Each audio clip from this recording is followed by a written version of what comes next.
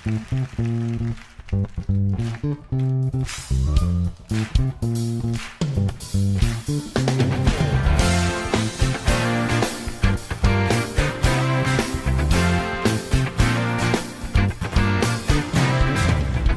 나의 삶에 빛으로 오신 주 예수, 찬양 받으심에 늘 합당하신 주 찬양.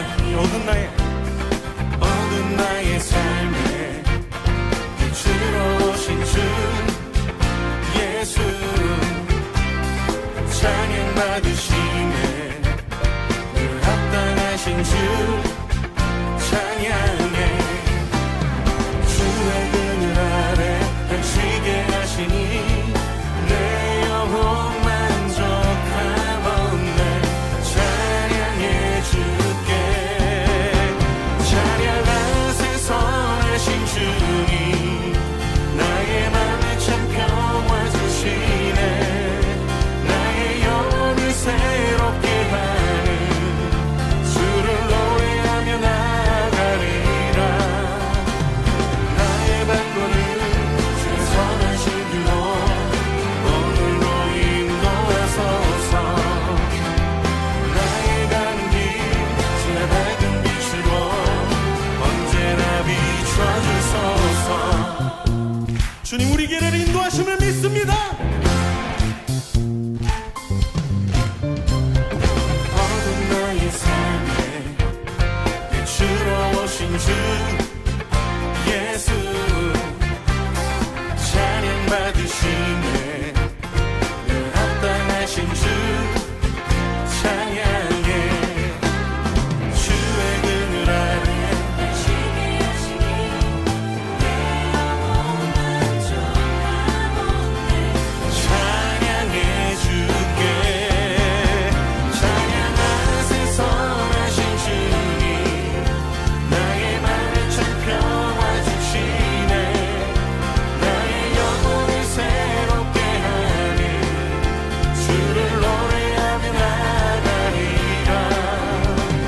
나의 발걸음 주의 선하신 길로 오늘도 인도하소서.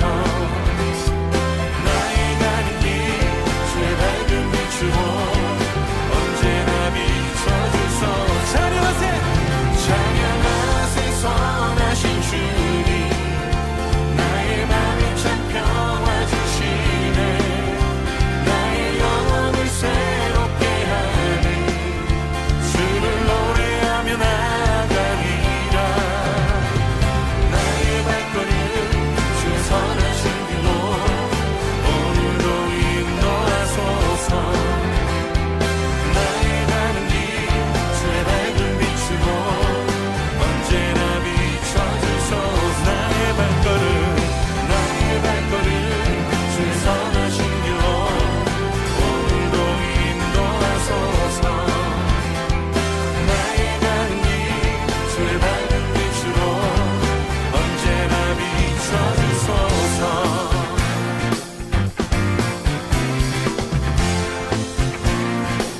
언제나 비춰주소서.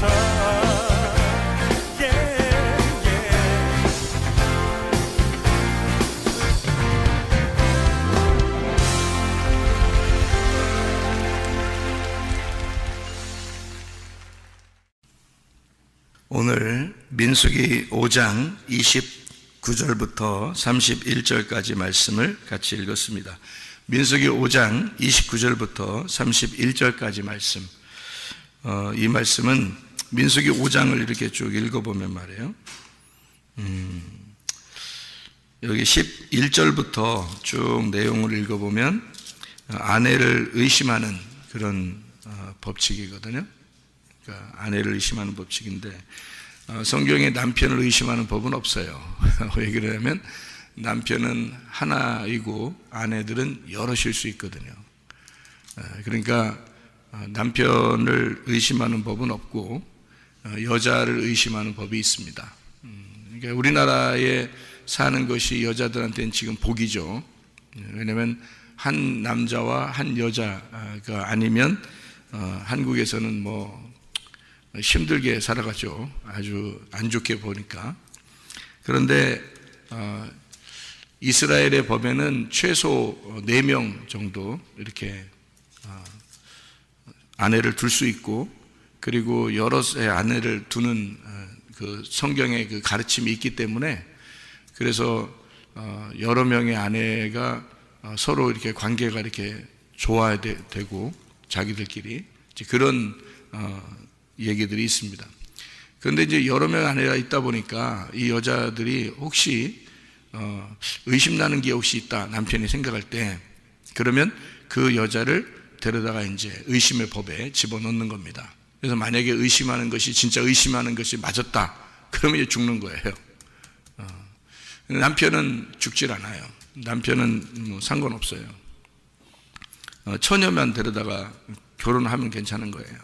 그러니까 유부녀와 간통하는 것만 빼놓고는 처녀만 데려다가 결혼하면 뭐 몇 명을 데려다 결혼해도 상관없는 거죠. 여자들은 이런 구약의 법칙으로 보면은 여자분들은 불행하죠.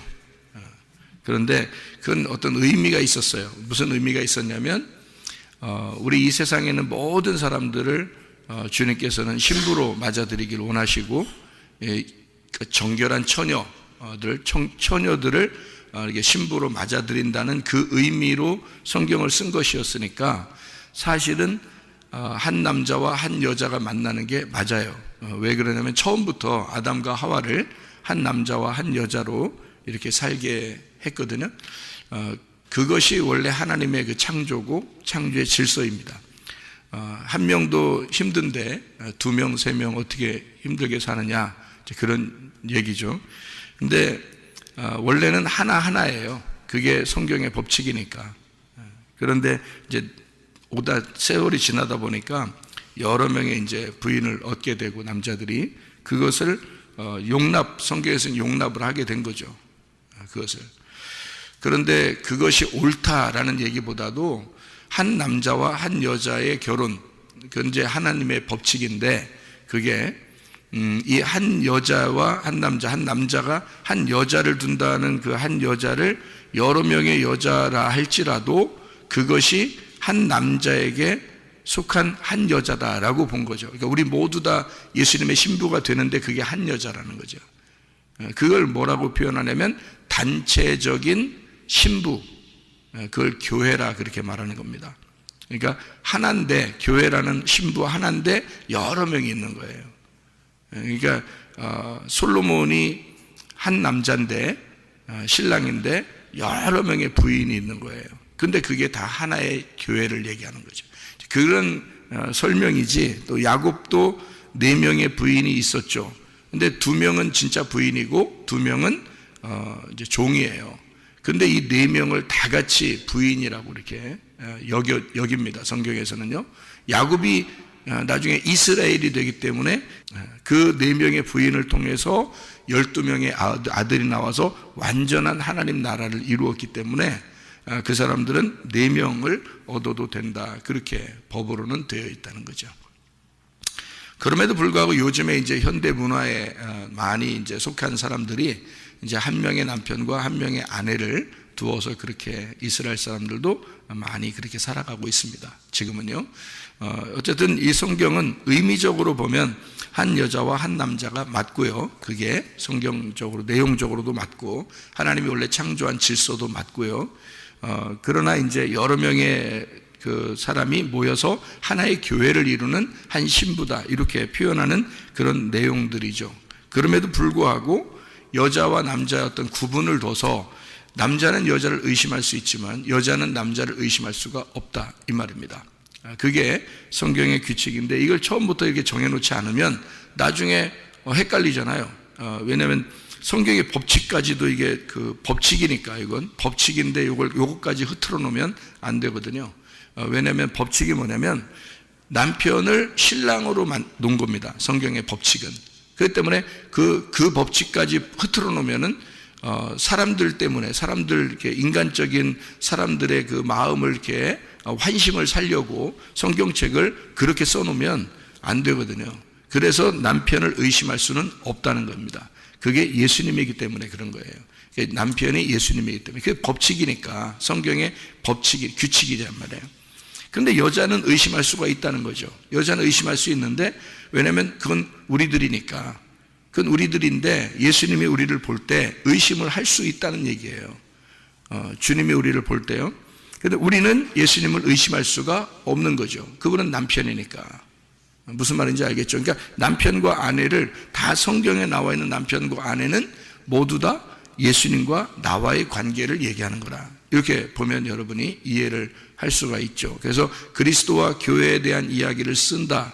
남편과 아내에 대한 이야기를 쓰면서 그리스도와 교회에 대한 이야기를 씁니다 라고 에베소 5장에 나와 있죠. 바울이 그렇게 에베소 교회한테 남편과 아내에 대한 이야기, 남편은 이렇게 하고 아내는 이렇게 하십시오.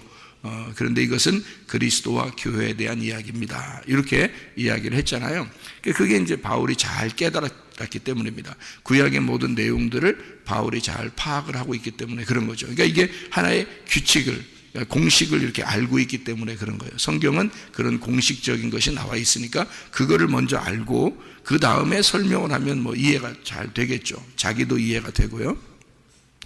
그래서 남편은 예수님을 말하고 신부는 교회를 의미한다. 바로 나를 말한다. 이런 얘기를. 그러니까 여러 명의 부인이 있었다라고 해도 상관없다. 왜냐하면 그건 교회를 표현하는 거기 때문에 단체적인 신부를 설명할 수 있는 것이다. 이렇게 보면 이해가 되는 거죠. 그러니까 남편은 의심이 안 가고 예수님이니까 우리는 의심을 해야 된다. 이런 얘기입니다. 뭐가 의심을 하느냐? 그러니까 여기 보니까 의심의 법이 있다는 겁니다. 의심의 법. 여러분을 의심의 법으로 이렇게 여러분 의심하지 않으면요, 여러분은 합당한 사람이 될 수가 없습니다. 합당한 신부가 되려면 합법적으로 합당한 신부가 되려면 남편의 의심에서 벗어나야 되거든요. 남편의 의심에서 벗어나야 되는데 이 남편이 정확하게 진리로 믿을 수 있어야 되는데, 참된 사람으로 믿을 수 있어야 되는데 가만히 보니까 의심이 난단 말이에요. 이 사람이 의심이 나. 그러면 의심을 해야죠. 그러니까 남편이 아내를 의심해야, 다시 말하면 신랑 되신 예수님이 우리를 의심을 해야 정상인 거란 말이에요. 의심을 안 하면 어떻게 해요? 그냥 내비둔다는 얘기예요. 내비두면 그 방종이고, 그는 그 사람을 사랑하지 않는다는 겁니다. 그죠? 예, 사랑한다면, 의심이 간다면 의심을 해야 되는 겁니다. 그죠? 의심이 안 가면 괜찮은데, 의심이 갔어, 남편이. 그러면 남편의 의심이 가면 의심을 해야 돼. 왜냐하면, 왜 의심을 해서 그걸 찝어내려고 그래요? 의심을 해서 왜 찝어내려고 그러냐고. 의심이 가니까 그런 거야. 마음에 의심이 가니까. 그럼 의심한 걸 찝어내야 돼. 그냥 속으로만 저거 분명히 저 거짓말 치고 있을 거야. 저거 분명히 그 의심이 가. 그러는데도 가만히 있어. 말도 안 해. 그냥 가만히 있어. 그러면 어떻게 해? 여러분은 그냥 사랑이다 생각해요. 여러분이 그게 그 용서라고 생각해요. 그럼 여러분이 눈곱만큼도 생각이 안 나. 그런 게, 예를 들어서 의심을 했어. 어떤 사람을 의심을 했는데 눈곱만큼도 나는 저 사람을 이게 다른 눈으로, 눈곱만큼도요. 눈곱이에요. 눈곱입니다. 눈곱이 많으잖아요. 그죠? 그 눈곱만큼도 나는 저 사람을 이상하게 안 봐. 눈곱만큼. 나는 저 사람을 정말 하나님의 사람으로 봐. 이렇게. 그런다면, 그러면 뭐 의심하지 않아도 되지. 그렇죠? 왜냐면 전혀 그 사람과의 관계에서 전혀 문제가 없으니까. 맞죠? 근데 만약에 의심이 가, 저 사람이 분명히 거짓말하는 것 같고 의심이 가, 그러면 어떻게 해요? 그러면 의심한다는 말, 조금이라도 내가 눈곱이라는 요만큼도 의심이 간다면 빨리 찝어내야 되죠. 안 찝어내나요, 여러분? 그냥 다 완전히 덮어줄 수 있다? 여러분이 하나님이니까 완전히 덮어줄 수 있다? 그러면은 뭐 가능하지 뭐. 하나님 됐으니까. 하나님 되려면 죽어야 하나님 되거든요. 죽어야. 그러니까 죽고 나면 괜찮지. 죽고 나면은 뭐 의심할 필요 없죠. 다 모든 게 뭐 다 천하에 드러나니까. 그죠? 그러니까 괜찮지만 의심이 간다 그러면 그 사람을 빨리 찝어내야 돼요. 왜 찝어내려고 그래? 남편이 의심이 가. 아내가 의심이 가. 이건 세상 얘기입니다. 성경적으로 남편을 의심할 수 없어요. 성경이 예수님이니까 남편이. 근데 우리 세상에서 볼 때 남편이나 아내나 다 여기, 자녀나 부모나 다 여기 있잖아요. 그 사람들은 하나님이 아니잖아. 주님이 아니잖아. 그죠? 다 신부야, 이게. 다 신부들이야. 다 여자들이야, 이게. 우리들은, 나도 여자고 여러분도 여자예요. 하나님 성경 안에서 보면, 그죠? 우리들은 다 여자예요. 그러니까 우리들은 다 의심을 받아야 돼. 의심을 받아야 되는데 의심의 법으로 딱 집어내려고 의심의 법을 딱 대서 이걸 집어내면은 사랑이에요? 아니면 그냥 두면은 사랑이에요? 집어내면 사랑이에요. 여러분. 너 왜 정직하지 못해? 왜 진실하지 못해? 너 왜 정확하게 얘기 못해? 예를 그렇게 했단 말이에요. 그러면 그렇게 물어본다는 얘기는 왜 그래요? 그렇게 물어본다는 얘기는 사랑하기 때문에 물어보는 거예요. 사랑 안 하면 옆집 아저씨한테 물어보고 다녀요? 여러분? 옆집 아줌마한테 물어보고 다니냐고. 여러분 뭐 의심나면 네? 어디 갔다 왔나? 어제 저녁에 새벽에 4시에 들어오던데요 아줌마 이러면서 막 의심나 이러면서 물어보고 다녀요. 여러분 옆집 돌아다니면서 문 두드리면서 안 그래요? 근데 여러분 집안에서 남편이 아내나 자녀가 밤에 늦게 들어와도 말해요. 너 어디 갔다 왔어? 너 뭐 했어? 너 누구랑 있었어? 이거 계속 물어봐요. 그죠? 의심한다는 얘기야. 왜 의심해요? 네? 왜 의심해? 사랑하니까, 내 자녀니까. 무슨 말인지 알겠어요? 의심하는 건 나빠서 그런 게 아니에요. 사랑하니까 의심하는 거야. 신랑 대신 예수님이 우리를 자꾸 캐묻는 것은 너 믿음 정말 있는 거야? 너 정말 믿음 있는 거야? 정말 나만 사랑하는 거야? 이걸 자꾸 물어봐요. 여러분에게 설교를 통해서. 이 성경을 통해서 설교를 통해서 계속 물어본다고. 여러분 너 정말 나만 사랑하는 거 맞아? 너 정확한 거야? 너 진실해? 너 진짜 믿음이 있어? 계속 물어봐요. 여러분한테. 왜요? 사랑하니까. 그래서 자녀가 밖에 나와서 늦게 들어왔는데 얘기를 슬슬 감춰. 뭐 했는지 슬슬 감춰. 아이 뭐 말하지 않았겠어. 아이 뭐 물어보지 마. 뭐 이러면서 그러잖아요. 부모가 어떻게 해요? 알았어. 네 마음대로 살아 인생. 이렇게 해요? 아니면은 밤새더라도 물어봐요. 밤새. 다음날 잠도 못 자고 학교 가. 말 안 했다가는 말 안 했다가는 밤을 새서 너 죽고 나 죽자 이러면서 밤샌다니까. 남편이 어떻게 해요? 나갔다 들어왔는데 새벽 2시에 들어왔어. 근데 말을 안 해. 어디 갔다 왔는지 물어보는데 말이야. 어디 갔다 왔어요? 물어보지 마. 아 그래요? 저는 뭐 안 물어볼게요. 그러면서 잡시다 우리. 이렇게 해요? 어디 갔다 오니까요? 누구랑 있었냐니까요? 계속 물어봐요. 근데 대답을 계속 안 해. 이 곰탱이 같은 남편이 말도 안 하고 가만히 있어. 어떻게 하고. 물어보지 말라니까? 오히려 적반하장이야. 계속 그러면 어떻게 해? 부인이 오늘 너 죽고 나 죽자 이러잖아요. 밤새도 잠을 자나 보자. 나도 안 자고 당신도 안 자. 끝까지 물어봅니다. 그죠? 왜 그렇게 물어보는 거예요? 정말 이 여자 정말 귀찮게 하네. 진짜 나를 이렇게 이 남자 진짜 날 귀찮게 하네. 그래요? 아니 그럴 수 있죠. 왜 날 귀찮게 해? 날 그냥 믿으면 됐지. 이렇게 할 수 있지만 사실 그 물어보는 사람을 생각해 보라고요. 정말 나를 사랑하니까 그렇게 물어보는 거야. 그렇죠? 안 사랑하면 뭐하러 물어봐 그걸. 와서 차 아무데나 사서 여기 거실에서 자든지 그냥 소파에 자든지 저 조축방 가서 자든지 네 마음대로요. 나도 그냥 피곤해 죽겠다. 난 그냥 참 잘 온다. 너 그렇게 갔다 와도 난 참 잘 온다. 이렇게 하면 그게 사랑이냐고. 안 그렇죠? 잘 생각해 보겠죠? 의심을 한다는 얘기는 그래서 의처증 있잖아요. 의처증, 의부증 이런 거 있죠. 여러분 그런 얘기 들어봤죠? 의처증, 의부증 그 병이거든요. 그 정신병입니다. 그거 고칠 수 있습니다. 그거요. 어떻게 하면 고치는 줄 알아요? 같이 다니면서 자기를 자꾸 알려주면 돼요. 자기의 그 정확한 그 진실함을 자꾸 알려주잖아요. 그러면 이 사람이 원래 의심의 병이 생긴 건 어릴 때부터 있어서 뭔가 정신적으로 잘못돼서 생긴 건데요. 그래서 의심을 하게 되는 거예요. 자기 아버지와 어머니의 그 사이에서 관계에서 의심나는 것들이 너무너무 많았고 힘든 것들이 너무 많았어요. 근데 이런 것들이 이제 정신적인 병이 생겨서 생긴 게 의처증, 의부증이거든요. 그럼 남편이나 아내가 자기를 너는 왜 그래? 너 의부증이야?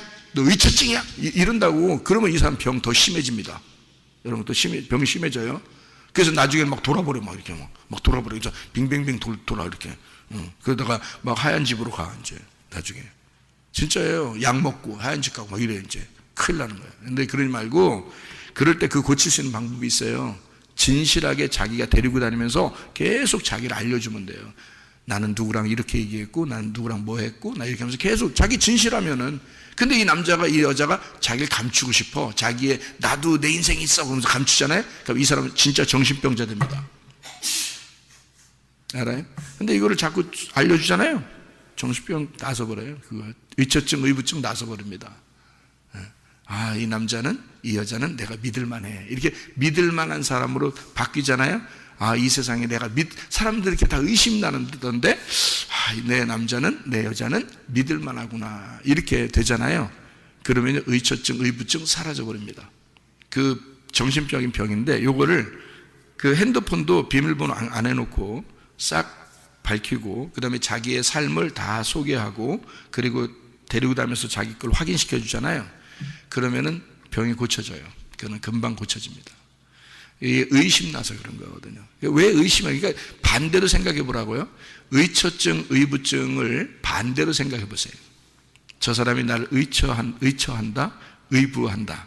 반대로 생각해 보면 기분 나쁜 일이 아니라 나를 사랑한다라고 생각해 보세요.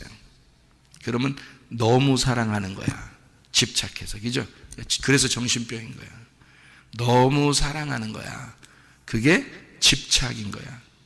집착. 그러니까 집착과 사랑은 정말 다르죠, 그죠? 그래서 집착하는 사람하고 결혼하면 어떻게 해요? 큰일 납니다, 여러분. 정신병이니까 그래, 그것도. 정신병이니까. 집착하면 그게 진짜 사랑이 아니잖아요.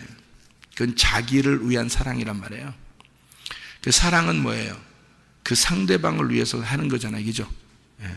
그런데 이거를 우리 세상적으로 이거를 집착한다 그거를 있잖아요. 다른 말로 한번 바꿔보라고요. 그러면 이게 사랑이라고요. 잘못된 만남이고 잘못된 사랑이지만 어쨌든 이 사람에 대해서 내가 집착하고 있다라고 하는 건 그건 어떻게 보면 잘못된 사랑이지만 사랑은 사랑이에요. 이 사람 입장에서 보면. 왜냐하면 그 사람이 어릴 때부터 정신병이 생겼기 때문에 그 정신병을 가지고도 자기는 그 정신병자로서 사랑하는 거거든요. 나름대로 사랑하는 모습이 그게 집착으로 나타난 거거든 말이에요. 이해가 됩니까? 그 집착하는 사람은 진정한 사랑이 아니라 애들한테 막 집착하는 사람 있죠. 이거 정신병 걸린 거예요.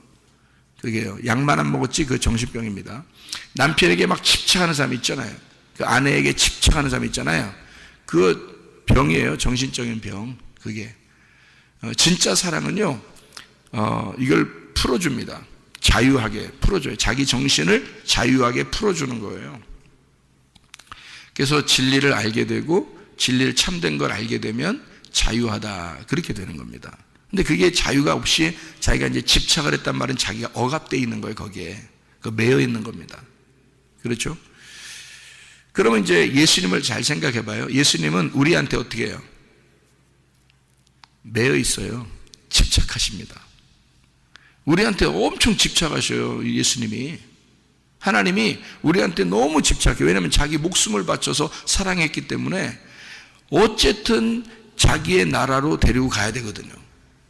자기의 품 안에 품고 자기가 데리고 가야 돼. 그리고 자기가 우리 안에 들어오고 싶고 우리를 자기 안에 들여보내고 같이 있고 싶은 거예요. 계속.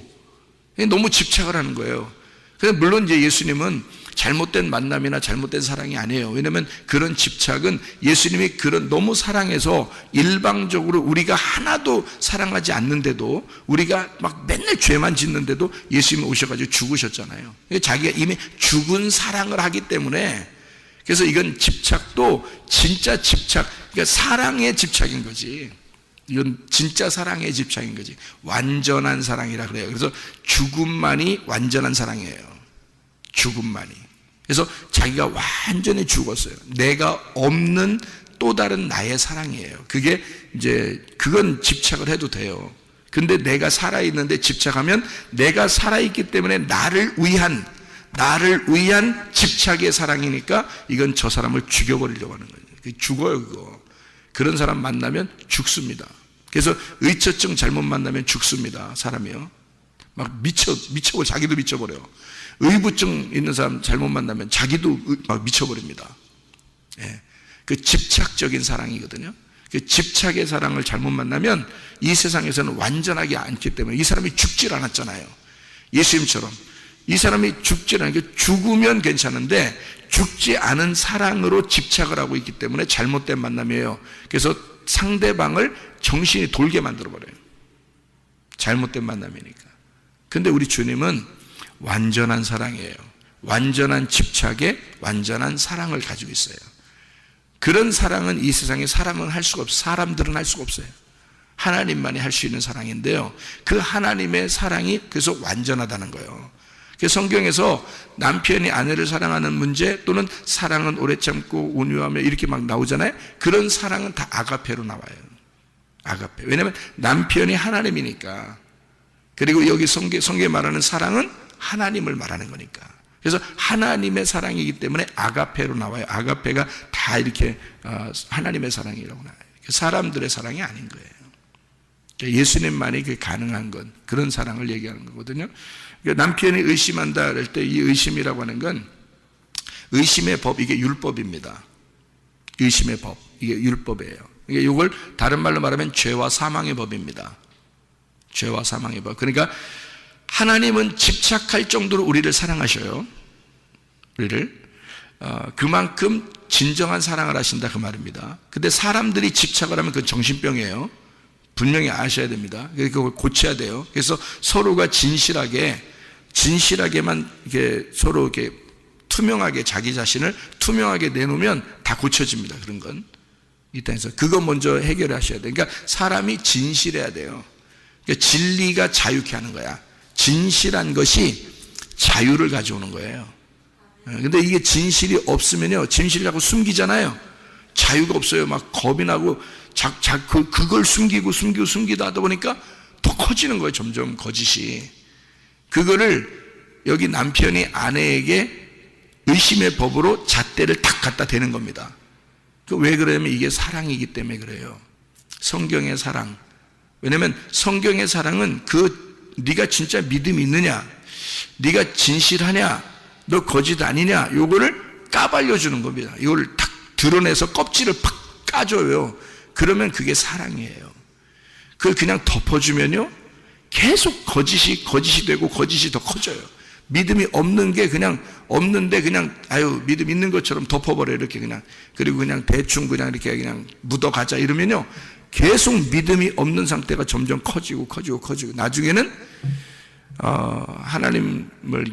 하나님의 진짜 사랑을 할 수가 없어져요. 하나님과의 관계가 끊어집니다. 그래서 이걸 빨리 까발려 줘야 돼요. 그래서 껍질을 팍 까주는 거, 이게 진짜 사랑이에요. 의심의 법이란 말이에요. 이게 죄와 사망의 법. 로마서의 7장에 보면 죄와 사망의 법이 나오거든요. 죄의 법, 죄와 사망의 법. 로마서 8장 1절 2절에 죄와 사망의 법에서 우리를 해방했다. 그리고 죄와 사망의 법이 있지만 거기서부터 우리를 해방해서 생명의 성령의 법으로 옮겼다 그러잖아요. 이게 바울이 하는 얘기인데, 이 바울이 자기도 육체 안에서는 죄의 법을 따른다 그렇게 말을 해요. 그 죄의 법이 왜 그러면 육신의 법, 육신에 있어서는 죄의 법이 자기를 올가매는 겁니다.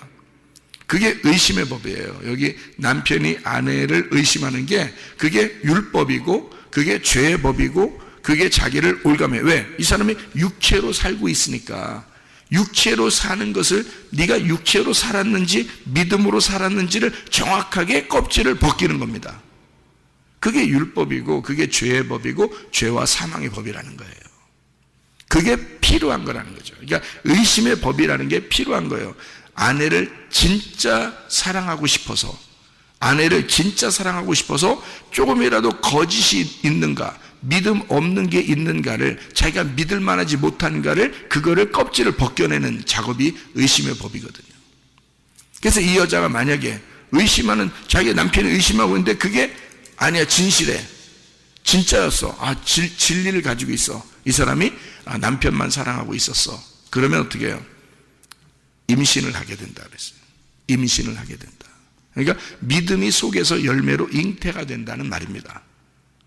근데 만약에 진짜 거짓이었고 진짜 의심이 나는 거였는데 거기에 딱 걸려버렸어. 그 죽도록 하나님이 허락한다는 거예요. 그 말은 무슨 말이에요? 잉태가 되지 못하도록 한다는 거죠. 그러니까 믿음의 열매가 맺히지 못하도록 만든다는 거죠.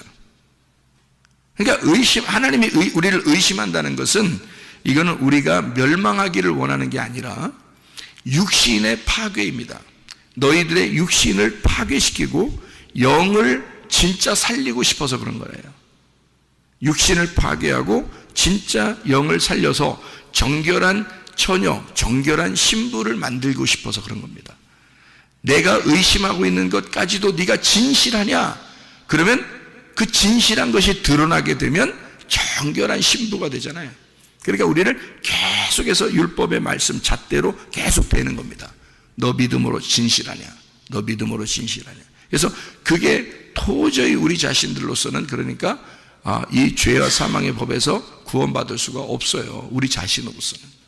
그래서 예수님이 오셔가지고 나는 오직 당신만 사랑합니다. 이런 고백이 나와야 되죠. 예수 그리스도 당신만 나는 사랑합니다. 당신이 오지 않았으면 나는 도저히 살아갈 수 없는 사람입니다. 그래서 나는 당신만 의지하고 삽니다. 이게 딱 드러나잖아요. 그게 믿음이란 말이에요. 그러니까 우리는 우리 자신들의 힘으로는 천국 못 가니까, 우리는 어차피 다 죄인이니까. 근데 신부로 맞아들였어요. 그러면 주님께서 우리를 갖다 잣대로, 율법의 잣대로 계속 재는 것은 뭐냐면 자기에게서 벗어나지 말라는 거죠. 하나도 자기에게서 벗어나지 말라는 거죠. 계속 의심을 한다는 얘기는 집착할 정도로 주님이 우리를 사랑한다는 얘기입니다. 그러니까 내게서 벗어나지 말라 이거예요. 자기에게서 벗어나지 말라. 근데 벗어나는 것이, 의심하는 게 딱 맞아버리면 그 사람 죽는 거고, 만약에 벗어나지 말라고 계속 이렇게 붙들고 있는데 이 사람이 진짜 자기를 사랑하잖아요. 신랑을 사랑하잖아요. 주님만 사랑하잖아요. 그러면 아이를 임신하게 돼요. 이 주님, 신랑의 아이를 임신하게 된단 말이에요. 그게 이 의심의 법칙입니다. 민수기 5장의 의심의 법칙. 그러니까 이거는 의심의 법칙인데 다른 말로 말하면 사랑의 법칙인 거지. 그러니까 예수님의 입장에서 보면 사랑의 법칙인 거고, 성경 여기 글씨로 봐서는 의심의 법칙이죠. 그러죠? 이 두 개가, 그러니까 십계명을 율법으로 보면은 의심의 법이고요, 십계명을 사랑의 법으로 보면 은혜의 법이란 말이에요. 언약이란 말이에요. 그러니까 하나님이 니네가 지켜야 된다, 그래야 천국 온다, 그게 아니라 내가 네 대신 다 지켜줄 테니까 나만 의지하고 따라와라, 이렇게 되는 언약을 하는 거죠. 언약.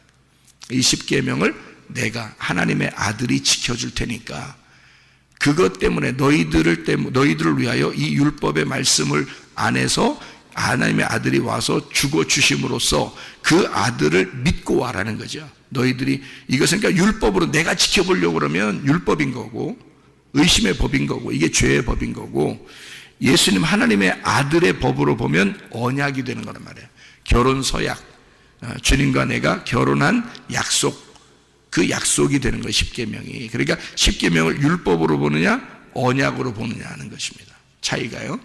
그러니까 이 말씀을 의심의 법으로 보면 율법이 돼서 나를 의심하게 되는 거고, 그리고 나를 이렇게 심판하는 것이고요. 이 말씀을 사랑의 법으로, 생명의 법으로 보면 우리를 살리는 법이다. 하나님의 말씀이 우리를 살리는 책이 된다, 이런 얘기죠. 그러니까 이 의심의 법이라고 해서 여기서 의심의 법이 이렇게 나오니까, 이건 뭐 왜 이런 말을 써놨어, 이거 뭐 너무 여자들한테 혹독한 거 아니야, 뭐 이렇게 생각할 수 있겠지만 아니죠. 반대로 보면 하나님의 그 사랑의 법이란 말이죠. 그래서 이걸 하나님의 사랑, 너무 우리를 사랑하기 때문에 이런 법을 만들어 놨구나 라고 이렇게 보면 이게 사랑으로 바뀌죠. 그러니까 율법이 은혜로 바뀌는 겁니다. 그러니까 계명이 언약으로 바뀌는 거고, 우리의 어떤 그 억압된 종의 입장에서의 그 섬김, 하나님을 섬기려고 하는 그런 마음에서 결혼 서약이 돼가지고 우리가 남편과 아내를 서로가 사랑하기 때문에 섬기는 그런 거로 바뀌어버리는 거죠. 이런 게 믿음이라 그러는 거예요. 그러니까 우리 자신들이 열심히 하다 보면 나중에 어떻게 지치죠. 지치고 쓰러집니다. 그런데 주님의 언약으로 보면요, 사랑해서 주님은 우리를 어쨌든 끝까지 사랑했으니까, 죽을 때까지 사랑했으니까 이건 변함이 없는 거죠. 어차피 우리가 죽을 때까지 가도 그분의 사랑은 변함이 없는 거예요. 이미 죽었잖아요. 그분이 나를 위해서 죽으셨고 사랑했기 때문에 그 사랑은 변함이 없어요. 내가 문제인데, 내가 그 사랑에 변함이 없는 그 나를 사랑하시는 것만 깨달으면요, 나를 정말, 나 신랑이 나를 정말 사랑하는구나, 내 아내가 날 정말 사랑하는, 이걸 깨달으면 왜 여기서도 어떻게 해요? 그게 기쁨으로 섬기잖아요. 기쁨으로. 그러니까 그 기쁘단 말이에요. 그러니까 사랑하기 때문에 뭐래도 하나라도 만들어주고 싶고, 사랑하기 때문에 뭐래도 주고 싶고, 뭐 이런 게 있을 거 아니에요. 그게 언약, 결혼 서약이란 말이에요. 결혼 언약. 그러니까 이 말씀이 율법으로 보면 너무 힘든 거지만, 그래서 우리가 믿음을 힘들게 갖는 사람들이 많다고. 믿음을, 이거는 언약이라고요. 결혼 서약이란 말씀이란 말이에요. 그러니까 의심의 법으로 보면 무서운 얘기죠. 이게 율법 잘못 마시면 그냥 쏘고 죽어요, 이거.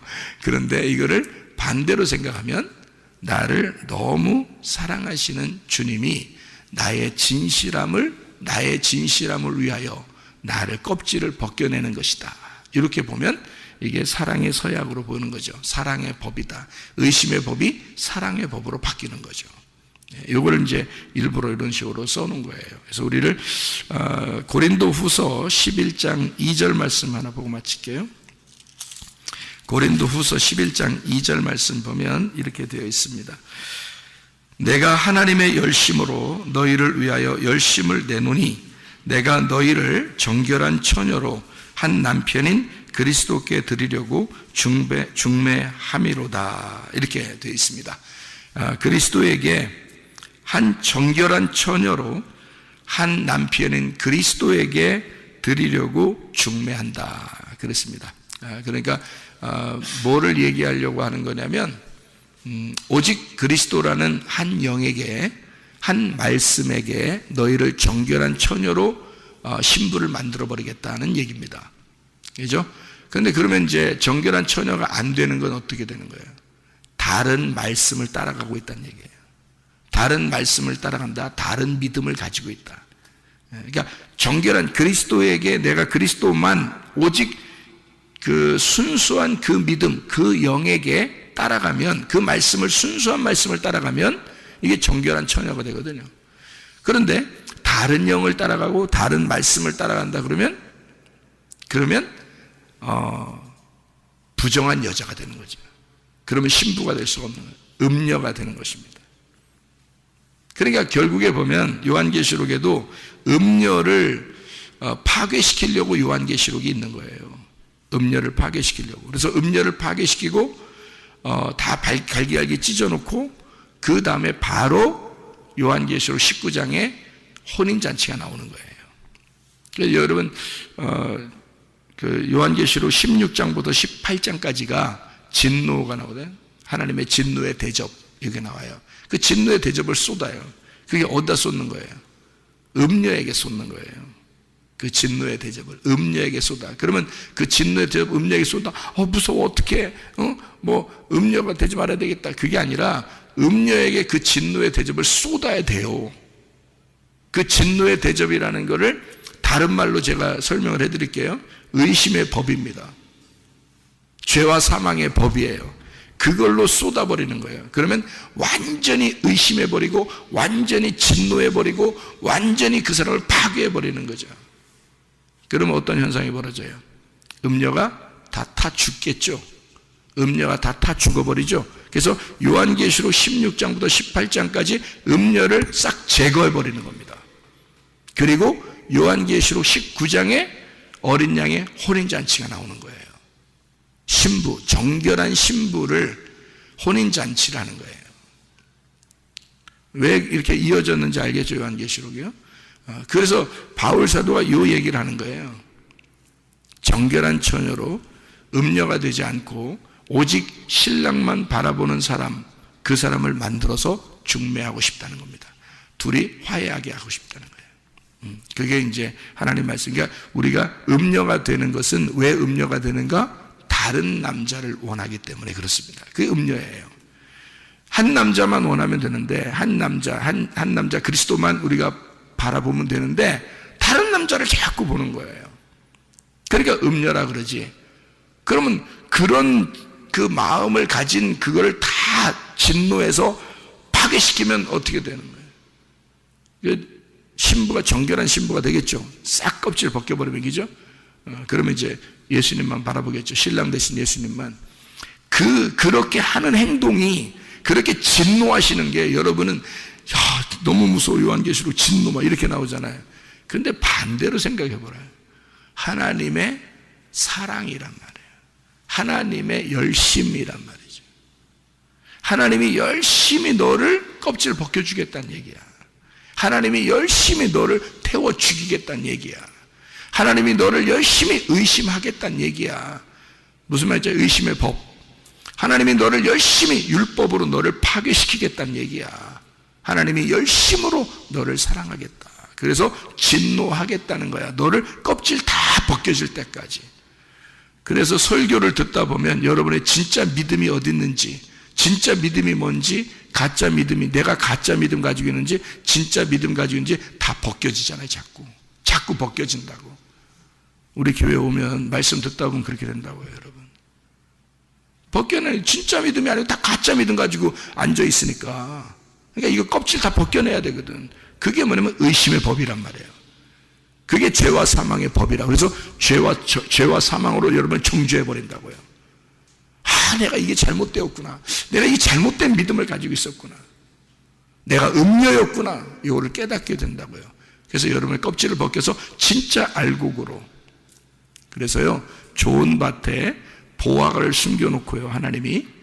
그리고 모든 소유를 다 팔아서 밭을 살 때까지, 모든 소유를 다 팔아서 밭을 살 때까지 그 보화는 자기 게 아닌 거야. 알아요?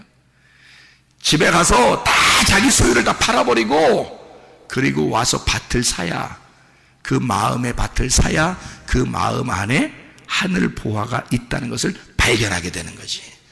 마태복음 19장의 21절에 부자 율법사 그 청년에게 뭐라고 그러냐면, 네가 네 소유 다 팔아 다른 사람에게 나눠주고 다시 와라. 그러면 하늘에서 네 보화가 있을 것이다. 그 씨가 심겨질 것이다. 네 마음밭에 하늘 보화를 발견할 것이다. 그 씨를 발견할 것이다. 그럼 말씀 깨닫게 될 거다, 그 말이지. 네 소유 다 팔기 전에는 안 된다. 말씀을 네 소유를 다 팔어. 그래야 와서 밭을 살 수 있는 거야. 그래야 그 보화가 네 거야. 그러기 전에는 네 거 아니야. 그러기 전에는 네 거 아니야. 주인이 따로 있어.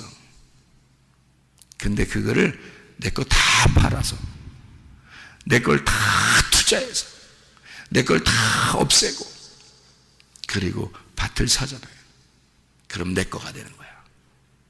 그 보화가, 하늘 보화, 비교 대상이 없는, 비교할 수 없는 그 하늘의 보화가 내 거가 되는 거예요.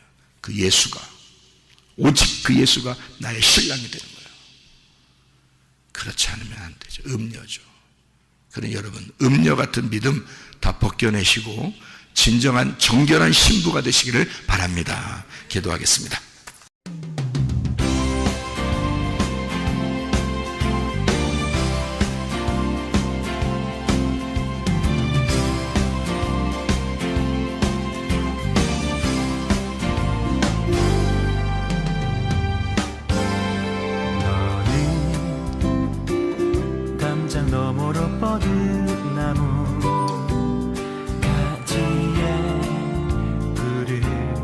열매처럼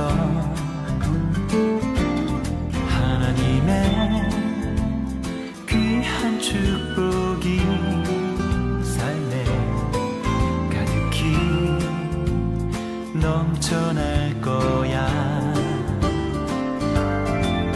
너는 어떤 시련이 와도 능히 이겨내 발이 있어. 전능하신 하나님께서 너와 언제나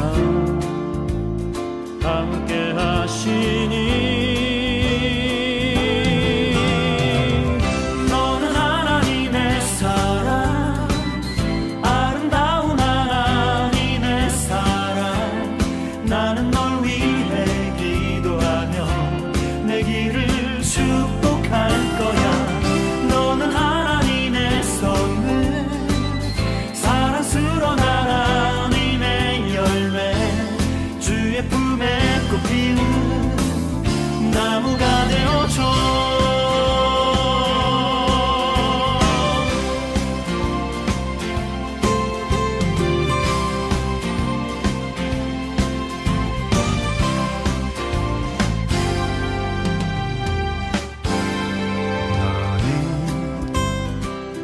담장 너머로 뻗은 나무 가지에 푸른 열매처럼 하나님의 귀한 축복이 삶에 가득히 넘쳐날 거야. 너는 어떤 시련이 와도 능히 이겨낸 강한 발이 있어. 전능하신 하나님께서 너와 언제나 함께 하시니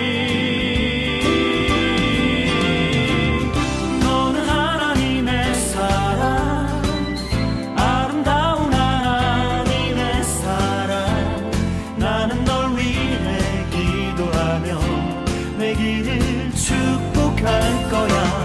너는 하나님의 선물, 사랑스러운 하나님의 열매, 주의 품에 꽃피운 나무가 되어줘.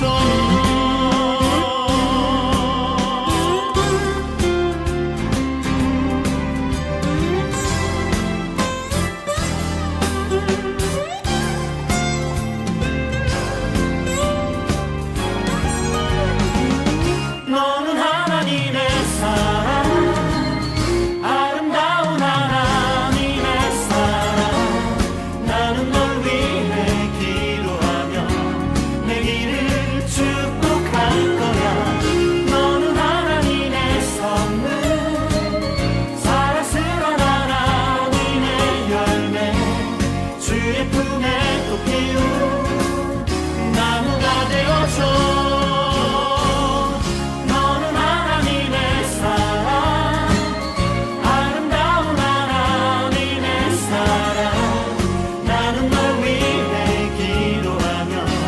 내 길을 축복할 거야.